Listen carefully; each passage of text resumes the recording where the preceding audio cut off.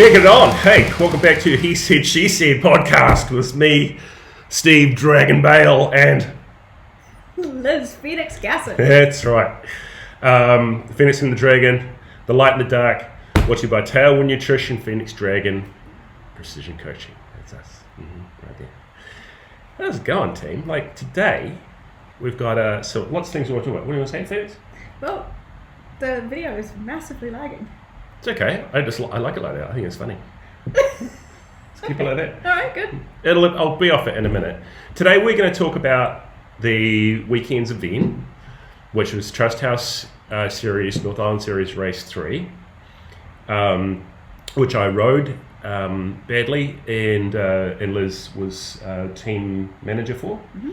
So we'll talk about some things that came out of that. But before we go over that, we're going to give some shout outs first.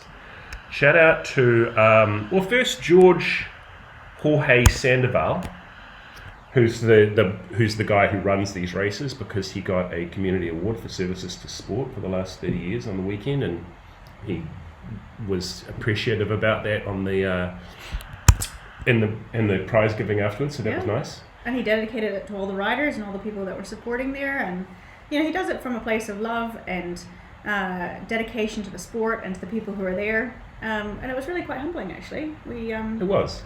Yeah. Look, anyone watching this will understand. Jorge is a complicated character and can sort of has a way of conducting him sometimes, which is maybe suboptimal to some people, but he lets brass taxes. The guy organises bicycle races in an environment that's not very conducive to that. On his own time. His own time. I don't believe he has any intention of charging too much for it or anything like that. There's a lot of charges, especially with the traffic management regulations now, and I think we should all be grateful to him. He sort of said in his speech that he was grumpy at someone for saying that he was ripping them off or something, or he was making a profit or something like that. And then, I don't know, maybe he is making a little profit. Well, good. Yeah. Who knows if he's made? I hope he is, because otherwise it's not sustainable. So shout out to George Jorge Sandoval, thank you. Also to a couple of my riders who did really well, and we'll go over it in a minute, but Logan Mulcahy, who was 4th in Category 3, and Dylan Reed, who I don't coach anymore. Our riders. Our riders. Well, you didn't know Dylan when I didn't know Dylan, but Logan holds a special place for me. Logan's special. Yeah. It was awesome. He has been doing so well. He's been working on his program. We just tested him a couple of weeks ago now, and he is just improving, going from strength to strength to strength, and it's a real testament to his hard work and determination. That's a guy who has really done the work, and it's really paid off. Very consistent, Yeah. And so as part of what we do is we try to do a full lab lactate test on riders once every 3 months or so, usually around about the end or beginning of the training block. And I won't go into his numbers, of course, but let's say they have improved a lot, and then you can see his results have improved from that as well. So it's nice. So let's talk about this event, shall we? So this was North Island Series Race 3. Now I was entered in Category 2, which is kind of weirdly, like we've talked about it before, the same thing as Category 1 or same thing as A grade. Doesn't matter. Category 2, there's a Category 3 and a Category 4. Why no Category 1, you may ask? Don't know. Ask George. So we had now I won't go into that. Well, here's what I rode. I rode 2 hours and 7 minutes worth, 68.5 kilometers, 444 meters of climbing. But really the story there is told in this first part here. So this is our data and cycling analytics, and I lasted just under an hour in the main group. So if we have a look, then what happened is I stopped, grabbed a jacket, and then just rode back to the finish and watched the finish by myself. But this part here, you can see heart rate and power numbers a lot higher. So from the start to 52-minute mark, average speed 37k an hour, but with 225 meters of climbing, so it certainly wasn't flat. My cadence was 99, so I was keeping it nice and high. Average heart rate 151. I might have had a little trouble getting the heart rate up, actually, to be fair. I had a surgical procedure during the week, and I think some of the anesthesia is still sitting around in my system, so that's my excuse. And we had in an EP of about 300 watts. It actually seemed a lot harder than that. And so I wonder if that's actually the case, is that I had a procedure involving Michael Jackson's milk. That's propofol. Now, it's pretty sweet. You get the stuff, as the name would suggest, a milky white substance goes into your vein. And whatever happens to you over the next hour and a half, you don't care, because it's pretty sweet. You're somewhere between like the best sleep you've ever had and, I don't know, a bit drunk or something. It's, no worries. You're floating away. Yeah. Quite happy. So here's what I'm saying is I was still full of that. So what we had was... I'll just interject there in one second. We did actually get medical clearance that he was allowed to race, because just saying, if you do have this kind of procedure, it's not ideal to race the very next day. It wasn't the next day. It was about 3 days later. Correct. So we do not recommend racing under any kind of substance, just to be very, very clear. Good. Thanks for pointing it out. Don't race when you're high on propofol. No, understood. So we started there in, I just want to say, Ringatumau. That's near where George lives. And all the way up for this first hour was just surge after surge after surge after surge. The main instigators, Elliot Robertson and Simon Berry. Simon Berry, I think, riding for Wheelworks. Although it's confusing in this series because George has let you wear any old jersey you want, even if you're riding in a team, so you kind of don't know sometimes. But ultimately, we had Elliot surge after surge. We had Simon Berry go away for quite a long time on his own, about the point where I got dropped. And and then of course I got dropped. I finished off the race, blah, blah, blah, watched the end. My map here does not include about, I don't know, 20k of the race or something like that, which was an extra 10k section that goes off for the grade 2s, because of course I turned around like the sad sack of S that I am. So that's not true. That's the guts. So let's just go quickly over results. In grade 2, Elliot took it. He actually had 52 seconds on Jack Polly at the top of the final hill climb there. Now, Jack's, I did a little stalk of Jack's data. It's on Strava. It's public. Guess what? Jack weighs, I'm going to say, low 80 kg. Just say he's about 82 kgs, right? What was Jack's average power from the bottom to the top of the final hill climb? It's about a 4-minute climb, 5-minute climb. Oh, God. I could be way off. I would say 450, 500. Yeah, you're wildly right. I can't remember exactly off the top of my head, but it was about 450.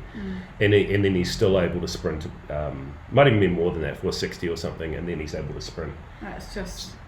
So he's doing 5 so he's doing north of 5 watts per kilo, maybe, I don't know, 5.5 watts per kilo or something like that at the end of this race. Strong, but of course Elliot would be even stronger watts per kilo. I don't know what his numbers were. So finishing with a total time of 2 hours, 19 minutes. Now you must understand, Jack and Elliot have probably got an age difference of 15? Something like that, yeah. 15, 20 years? I think Jack's like late 30s, something like that. Yeah. Mid-30s. Yeah, and Elliot's sort of, I would guess, around 19, 20? Something like that. Yeah. And, I mean, these two are very good riders, and very well known, and it's quite impressive watching them ride at this level.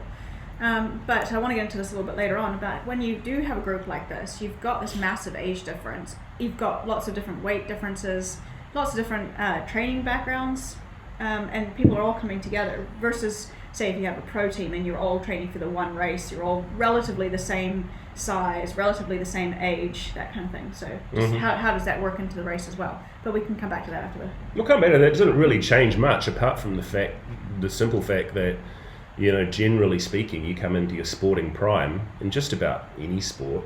Well, maybe not any sport, but any endurance sport like this, really, in your early 20s. It's just a fact. And it is interesting, though, that in an endurance sport like certain aspects of cycling, especially something like time trialing, you can actually remain competitive till quite late. There's famously a mountain biker called Ned Overend. It was probably good into his 60s, believe it or not. It was crazy. You get some older time trialists, and they're good until well into their 40s and even in their 50s. So they may not be pro tour level, but they'll still be very, very competitive. And it's just because of the nature of the metabolic adaptations that you've done over the years. Your metabolic, your mitochondrial density and things like that isn't really the things that have adapted. Your lung volume and your heart stroke and your blood volume and stuff doesn't really. You can think about those things will change and they will adapt. If you were sedentary for a long period of time, they would reduce, but they're not going anywhere as long as you keep up a reasonable level. So you may not have the sprint you had, you may not have the short power that you had, but those things that relate to aerobic endurance will stay there. So in other words, bottom line, if you say, oh no, I'm too old to get into a sport, or oh no, I'm too old to do that race, or that is just not an excuse. Yeah. So yeah. There you go. It's good to think of it that way. So we had Elliot taking it out by almost a minute. So that was a stunning climb on his part after a lot of attacking surging during the race. Frank Sutton, Robert Berry, it's Thomas Berry. I don't know why it's called Robert. It's weird. Simon Hooper, Jeremy Rose, Sam Wade, Jim Ashley, and so on and so forth down there. Looks like the main group we had 6 dudes stay together. And then the other guys were kind of spread out. In category 3, grade 2 if you like, Brent Backhouse, the famous Backy, taking it on the line over Cliff Hughes and Rob Kilvington. Backy is always a quality rider. He looks like he's very skinny this season, but he always is, to be fair to him. And is always going to be good on a climb like that. I've raced, famously, I lost this team series in category 1 or whatever they used to call it to Backy a couple of times, and the main series came down to a sprint between him and me on this hill, and there's absolutely no way I'm gonna beat Backy, who's got about 10 kilos on me and probably actually a higher sprinting power anyway on an uphill climb. So he's a rat up a drain pipe on that sort of thing. Cliff Hughes, so he's got a couple of years on him, and he's still going well. And same thing with Rob. On a hill climb finish like that, he's always going to be good. But here's our man, 8 seconds behind Logan Mulcahy, so riding like a savage. I mean, look at the guys he's beating there, Hube, and plenty of really good quality guys there finishing on that strong on that uphill climb. And then Dylan Reed again, so he's just getting back into the sport a bit more, so he's going to be really, really good. I talked to him after the race. He's been living in Melbourne for a few months or a couple of years or something like that, and he's back to Old Wellington. I mean, there's really good. I don't know what happened to Anthony Order. Look at that. He's down at 18th there. Maybe he had a problem because he's normally pretty good on a race like this. Although I understand he's been doing a little bit more around the house lately with kids and stuff like that. Nathan Masters, Mile Riders. Richard Van Lient I know well, so. Nathan riding pretty good if he's just behind Ants, and then pulling up the back there, Paul Wrigley, Carl Dixon and Dave Jackson. Category 4 taking it, looks like a sprint against Richard Gibson on the line, from Graham Hall, who's always good as well, and I imagine he's doing well in points. Let's have a quick look at points. So Elliot's actually tied with Jeremy Hooper from our team and Jack Polly on 45. So it was a solid result from Jeremy. I think what did we say he was in, like 4th or 5th or something like that? Mm-hmm. Yeah, Jeremy from our team, Pedal Project, was 5th. So still pretty decent points. So they're all tied up. Jeremy Salmond, I noticed they haven't put his points in for race 3, so he's probably going to have, maybe he didn't get any because he finished too far down. That might be the problem on 25 points there. So our main rider at the moment is Jeremy. I don't know how many races the other dudes are doing. We'll come back to how we support him in a minute. Looks like Rob Kilvington's tied with Ollie Ferry for first place in Cat 3, followed by Zach Hintz and Ya Tut. Backy getting 25 points, so he's actually tied for 3rd there, but only with one race. And Cat 4, Dan McKay from previously, Graham Hall, both tied on 45 there. So it's really like over the next few races that's all going to get sorted out in the teams. We've got WCNI still leading over our Pedal Project team by 16 points. Wheelworks in 16. Category 3, the JT Coaching team over Pedal Project in 2nd. Category 4, Tararua Builders over Palmfield Motors bike. I notice here's an evergreen dude, Chris Sutherland. Look at that. He's always going to be good. He's on 20 points. Watch that dude in Category 4. Ex-rider of mine. So let's so remind me, Phoenix, what was the technical aspect of this race we want to pull apart? Well, just before we go on, if we go back to those results, one thing which will be interesting coming up is Elliot, who is currently on 45, will probably not be doing any more racing. Oh, is that right? Yeah, because it's now starting to be the Tour of Southland. Oh, I see. Well, that's only one weekend, so I don't know. Maybe he's just going to concentrate on that and not race some of the others, or maybe I don't know. I've heard rumblings that he's not coming back. That was his final race. So and a few of the others as well. Like who's the other young guy that was there? Simon Berry. Yeah. I don't know. Well, it'll be interesting to see. And I notice he's not on the results here, so I don't know what that's about. So he must have some points because he finished fourth. So he must have some points. So it looks like George just needs to update these results, but I don't think it'll actually affect first, second, third on the points table. And that might be why Jeremy doesn't have those points as well, because I would have thought he'd at least get a couple of points. Maybe not. No, maybe it only goes down to fifth. Look, see, he's got on the table here. Yeah. So maybe that'll be why. Yeah, so there you go. There's the... Okay. He'll be doing Southland and then off for his... this is Elliot. Be done in Southland. And then it will be off his bike for a while, for the off-season. Well, Jack Polly's going to be the main threat then. Here's a quick... Oh, that guy I'm going to shout out in a minute as well. I'm going to come back to that. I can cut that and post. I think I've got it in the messages here. So that's us lining up for Category 2 start. Got a lot of WC and I guys there. It's Charlie there behind me on the right. And we've got Thomas on the left there in the black. And you can see that even though he's wearing black, he's actually riding for the Wheelworks team in red, so it's kind of confusing. There's some nice bucolic scenes from the local pastures as well. And I'd just also like to shout out to my counterpart. So we've got Tim as a commissaire in the lead vehicle. Then it's me, and then it's Kirsten from WC and I. Yeah.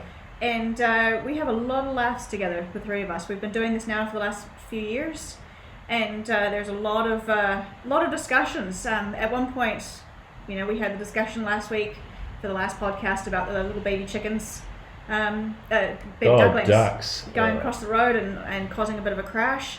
This race we had a couple of crashes, which wasn't too good. Two of our guys went down, and one of them, his bike didn't come off too well either. So that was... that's the real crisis. The real crisis, yeah, the bike. The derailleur got hit in the handlebars and things like that. But he did well. He completed the race. He got himself back up again. Managed to catch up with a couple of WCNI guys, and they worked together to get back into the group and finished. So yeah, it was there were some pretty good moments on this race. There was a lot of from our perspective, what we were talking about in the cars, and I wanted to ask you what your thoughts were. We were talking a little bit about the fact that these guys, there's a huge age difference. They've got lots of different talents, lots of different ways of racing. Some of these guys are more organized than others. Some of these teams are more organized than others. And what we thought, what I thought might be quite interesting, and what we were talking about in the card, is how do you organize your team? You've each got different positions. You've got different jobs and responsibilities. You've got different strengths. So I just thought, for some of us who are just new to this area of cycling, I've been describing it as kind of like a chess game in a way, where you've got lots of moving pieces on the board, and when you're watching the peloton going through, you can see that there's certain things happening at certain times. We'll often see you running up onto the front and then dropping all the way to the back. We'll see another guy who doesn't take a turn off the front and he stays mostly to the back, but then he'll sprint at the end. We've heard things like, "Oh, that's a surge." We've heard comments of that's someone chasing. We've heard terms like like a split group or off the front. do you want to walk us through a little bit about the dynamics that happen in the organisation of a team? Yeah, well, it's interesting because in the several years I've done these events, I've ridden as a leader of the team, someone who might be a bit more protected with the idea that they can actually get good results and then, of course, try to win the series or do well in the series. And equally, I've ridden as more of a worker, like now, because my form's not so great. Well, what does that mean? And what does that mean in terms of actually riding on the day, and what do you do? And, some people, I'll just clean that. Some people will, that's better. Well, I was liking the blurred effect. It was kind of like, Yeah, it's a filter. It's a filter, exactly. I call it the schmutz filter. So let's break it down in terms of this race. Now, so before the race, you determine, really, if you have a team, and you have someone who's capable of being a leader meaning the person you want to do best, so they get the most points. Well, what are we talking about then? Well, we're talking about having them save energy. Or we're talking about them having save energy and be in a position that they can use whatever qualities they have to do as well as possible. Well, what does that mean in our case? This is no secret team news here. So the person who's doing best on our team, from a team standpoint, in our team, Pedal Project, Cat 2, is Jeremy Hooper and Jeremy Salmond. And probably Jeremy Hooper's going to do better in this race because he's a better climber, and it finishes on a hill climb. So what's the job then? Well, it's pretty simple. It's for Jeremy Hooper and Jeremy Salmond to be somewhat protected. I'll go into what that means in a minute, so that they can be dropped off in as good a shape as possible at the bottom of that final hill climb to light it up and try to win. Okay, simple. So what does that mean for me, or someone who's in the team a bit like me? Well, it means that you have to help protect them. Well, what does that mean? Well, let's go over the scenarios in this race. You have really guys like Jack, guys like Elliot, and guys like Thomas being very aggressive and breaking away. So at times, and breaking away is what it sounds like, you attempt to get a distance from the group, you attempt to maintain a distance. They're in that case, they're doing it for themselves because they weren't.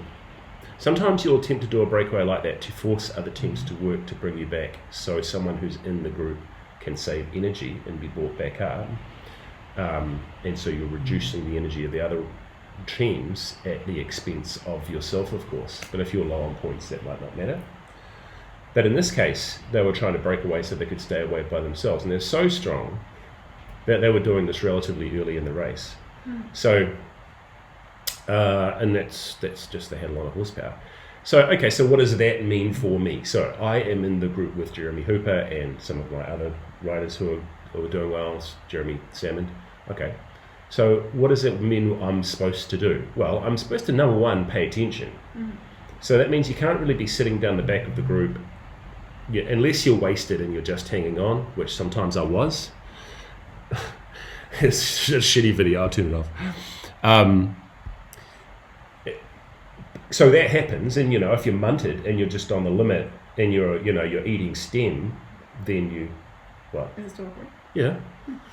And you're eating stem, then you just got to try to stay in the group, and that's happening to me. And you could see my fat ass out the back of the group half the time doing exactly that. No, you couldn't actually, but anyway. But then when you're in a position where you can make your way to the front and it's safe to do so, say Elliot Robertson has got a couple of 100 meters on the group, it's my job to go up there, make sure that team leader's not doing a lot of work on the front, and me to sit there and try, ideally with one or two other riders from the team, take turns to ride at a high level to either peg that person at that level or really pull them back into the group.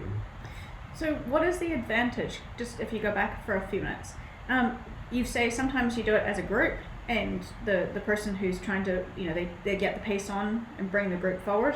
Yeah, like I was just talking about. Like you were just talking about. Yeah. And you said, they might do that for their individual reasons, but they also might do it for their team reason. No, breaking away. Yeah, breaking away. Okay, so someone breaks away off the front, Right. and the reason why they're doing that. Correct. Yeah, and what's the question? So why is it advantageous to do it as an individual versus, like, what would go through their mind of saying, I'm going to do this as an individual versus...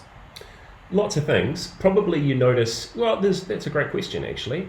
So let's say, so this applies to me, because typically I don't win in a hill climb, I don't win in a sprint, but I can and have won with breakaways before, because I'm more of a time trialist. So I've had a lot of practice at this. So, okay, so what's going through your head? First thing that's going through your head is, how strong am I relative to the opposition? You just get a bit of a feel for that. But second thing that goes through, and I think a lot of guys don't pay enough attention to, is the modality of the group. What does that mean?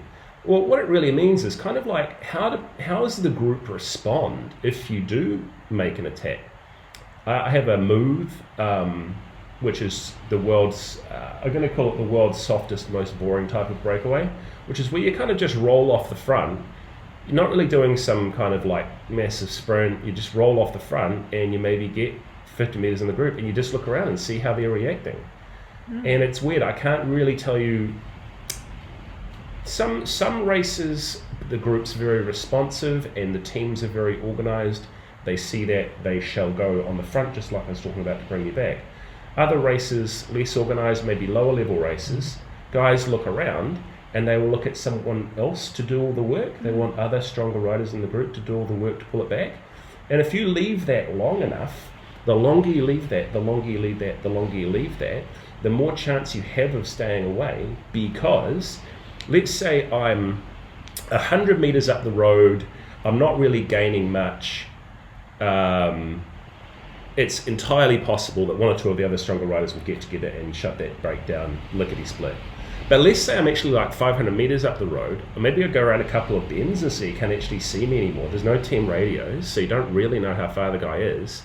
At that point is actually, it sounds counterintuitive, but it's almost like less incentive for the strong riders to get together and try to chase that down. Because then, you think about it, if they do that, well, they've just expended a whole lot of energy. They may get attacked by people who are just sitting on them at that point. It's like, almost like you get less chance of being chased down the further away you get, even though the stakes are kind of higher. So the modality of the group is that it's one thing they're considering. And that needs to be determined from the fact of you looking around and being aware. Like, I don't know how many times I've said it, that one of the big things I see in racing, not necessarily at this level, but at a lower level, is people will roll off the group. It's almost like they've attacked or they've gone up the road to break away. They don't even know they're up the road. It's the weirdest thing to see. Like, they don't even look around. So they can be like 50 meters up the road. They just pulled through too hard. You're lapping out in the group at the back, and they're just dangling off the front, and they look around and they're all surprised that they're up the road and they've just wasted all this energy. So know what's going on. Okay, so then what's the next? So that's something that's going through your mind, the modality of the group, how strong you are relatively, and maybe third thing, or one of the next biggest problem is, or to think about is, what am I doing here?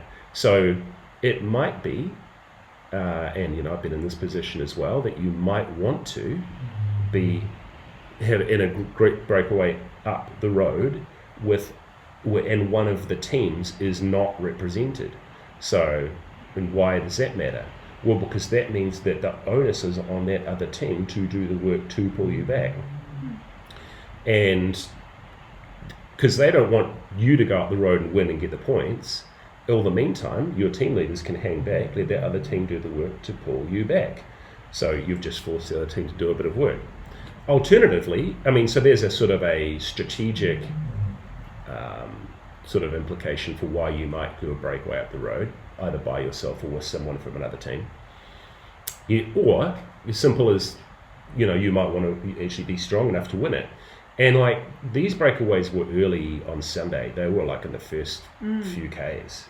Yeah. And so these guys really backed themselves to be that strong. And they were very strong. And Elliot did go on to win. I kind of wonder if Thomas burnt out a bit, because he's clearly like one of the strongest, if not the strongest rider in the entire group, but only ended up third or fourth or whatever it was. And I feel like maybe he could have done better because he expended a lot of energy for a long time out by himself. And, so that's, and I'm not saying, and, it's clearly super strong. So maybe it's worthwhile looking around and thinking, well, really, how much of a dent am I making here? How is the group riding? I don't know, maybe you could have done it. I don't want to, I'm armchair critic here because I got my ass whooped and sent back to juvie. So, the dude's riding at a way higher level than I am. But that's sort of an observation I had. Well, that leads on to another question I've got.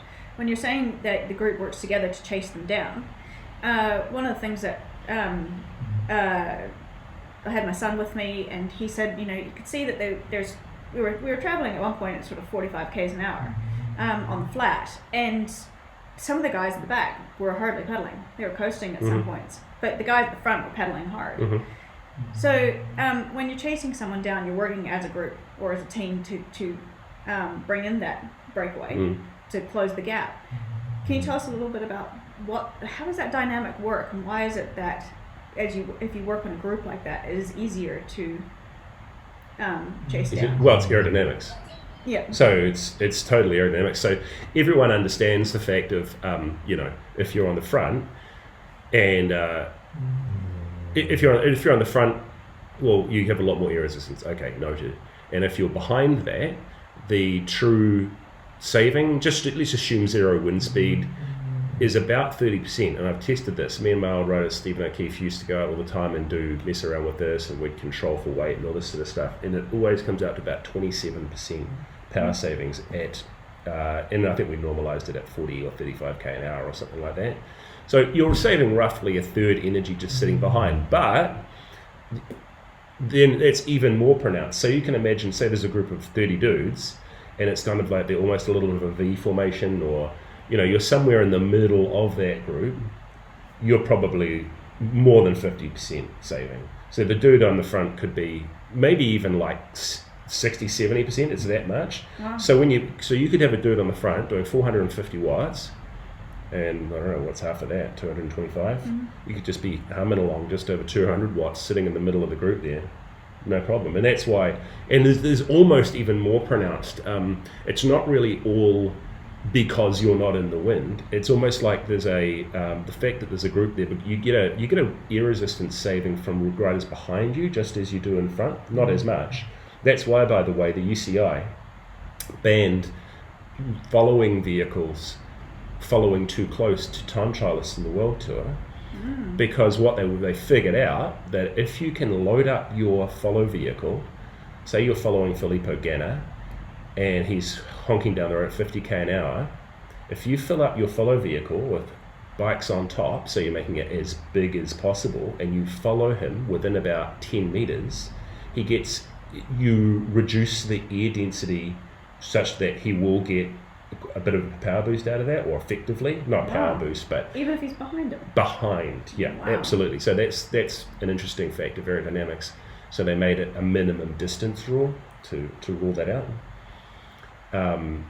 And so the same thing applies to riders that are around you and behind you and things like that in the race. So that's how it works. And the part about how it works in front of you have to have situational awareness. So if I'm sitting down near the back of the field and someone's gone up the road, I kind of need to look up the road and be aware of that, so that I can come around and maybe talk to other guys in the team about come around, doing some turns on the front, pulling back.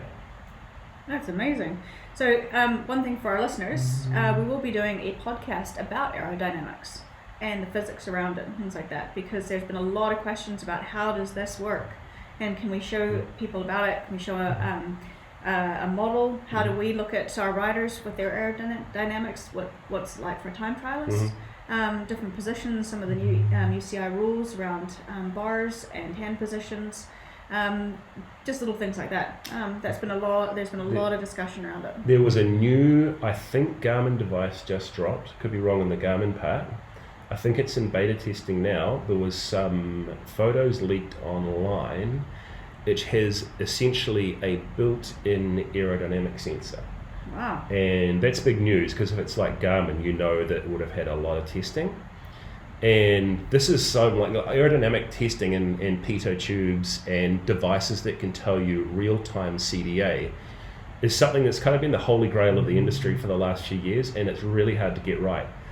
because you can imagine, like, in one condition, you put someone on an indoor velodrome and you know values for humidity and air density and temperature and stuff like that, rolling resistance of the tires, all those things are much, much easier to control for.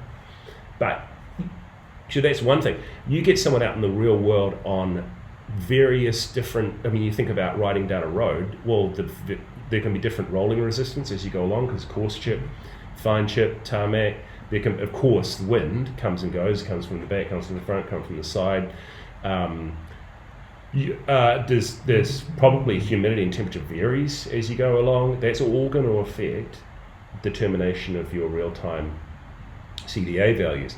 Now, there are sensors that can do that. There's an aero sensor that if you look back in my old podcast, I tried AeroPod or something it was called, and it just you had to calibrate it every time, and it simply wasn't accurate enough anyway. It's like, yeah, if you calibrated it perfectly and you went and did indoor testing at a velodrome or something like that, it might be okay. But if you get out in the wind, and especially in a place like Wellington or something like that in the real world, it's just hopeless. It's not even close. But if this new device drops from Garmin and works the way it's supposed to, it could be quite game changing. So in other words, we'll keep you posted on this. Yeah.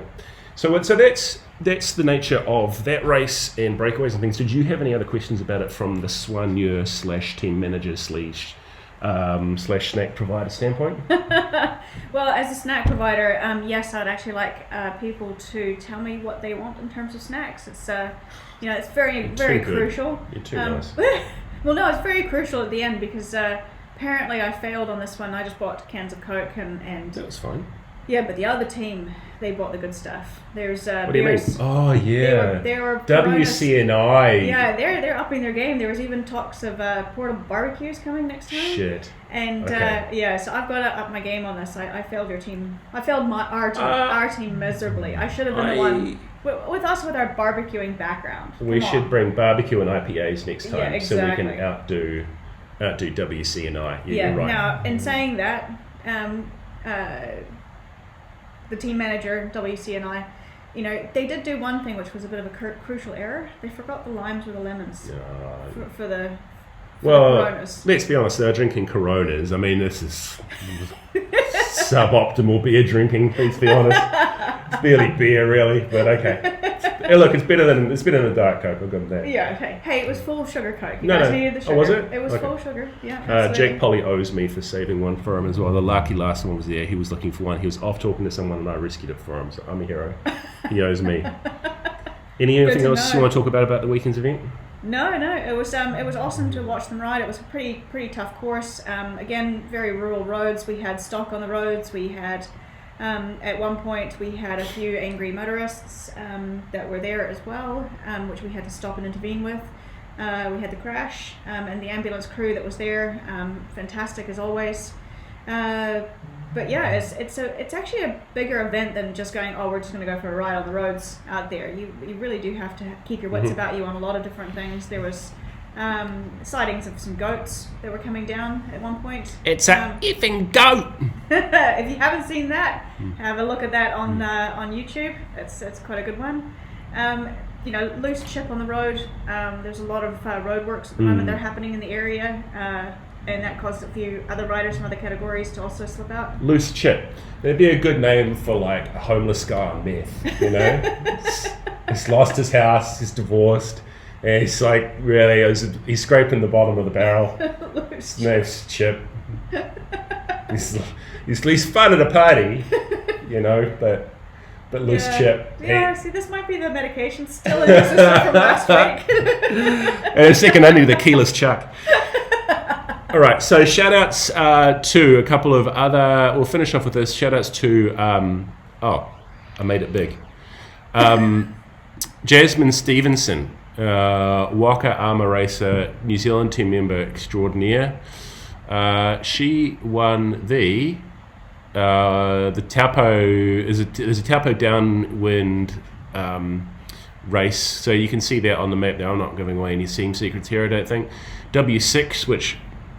means 6 peeps in a boat, and they pedal that waka. I say pedal the waka, but I think it's really panel, but I like to say pedal. They pedalled their waka 30 k's from Tauparu to Turangi, or around Turangi, is it To be Turangi? fair, your accent kind of says the both. It sounds very similar. You know what I'm talking about. And look at that, in the stomping time, 2.5 hours, because in a waka, if you can do over 10k an hour, that's pretty fast, and they're averaging 12 in a bit, so that's pretty good. How long has she been our client for now? About a year or something like that. Yeah, she is just going from strength to she's going strength. the world champs. Absolutely. It's been more than a year. Oh, well, probably, yeah. Yeah. But she's an absolute hero, fellow Tailwind ambassador. So congratulations to her and the team for winning that. Woo! Woo! Yeah, and mahalo. And this dude this is Jason Gestro. You can see him wearing the FitLab colours there. He won the this, which is the Raglan 500. So as the name would suggest, it's in Raglan, and it's 500 kilometres. And you can see his bike there. He's running a gravel bike. I don't know, what is that, 35 millimeters or something like that on the tyres. Optimized for riding 500 kilometers non-stop on all terrains. And so he won that, and it's wonderful to see. And the thing about this is, it's a really, really different aspect of the sport. This is by no means a long distance endurance event. This is, for him, short. But it's still incredible to do that on no sleep, and you have to be very well organised, have the gear set up right, and be very, very optimised for doing it. So that was impressive, right, as well. What we should do is actually get him on our podcast at some point, because one of the things that's really interesting about this guy is dealing with lack of sleep and what he has to go through. He has done some extraordinary rides, and some of the things that he's talked about what happens to him during these rides, including very, very real hallucinations where he actually sees things coming at him in the middle of the road, and how he doesn't fall off if you see giant pieces of asphalt coming up towards you from the road, or things like that. How does he keep going with very little sleep, very little calorie intake? It's definitely mind over matter. It's a whole mental game that you do not ever get to sample in what we do, which is relatively short distance stuff. It's, of course, you need the fitness, but it's necessary but not sufficient, because I wouldn't have the mental fortitude to do that. Yeah. So, and saying that, if our listeners, if at any point you have any ideas of what you would like us to discuss or any questions and things like that, hop on to pdpcoaching.com. That's our website. Yep. pdpcoaching.com. Why did I bring that up? And drop us a line. Ask us questions. We've traveled around the world. It doesn't have to be cycling related. We can also discuss a lot of things that we're up to, a lot of things that we've done, a lot of competitions that we've done, but also, we don't just talk sport. There's a lot of food-based discussion as well. Yeah, mostly barbecue. Mostly barbecue. Well, I'd also say risotto-based, Italian cuisine, steak. But yeah, mostly barbecue-based. But also music. Music's a big one as well. A lot of discussion about what should and shouldn't be played before a race to get you really pumped. So drop us a line if you've got any questions. Yeah, PDP Coaching, Phoenix Dragon Precision Coaching. Just hit down the bottom right there, let's chat. Send us your musical thoughts, your barbecue thoughts, your training or racing thoughts. We'd love to hear from you. Or even worldviews. We are open for everything. Absolutely. There's a lot of hot US election talk going on at the moment. Give us your thoughts. We want to hear it all. Absolutely. All right, so as usual, this is brought to you by Tailwind Nutrition. Based out of Durango there. And PDP, Phoenix and Dragon Precision Coaching. Woo! We out. All right, get it on. Mahalo. See you next time. Woo!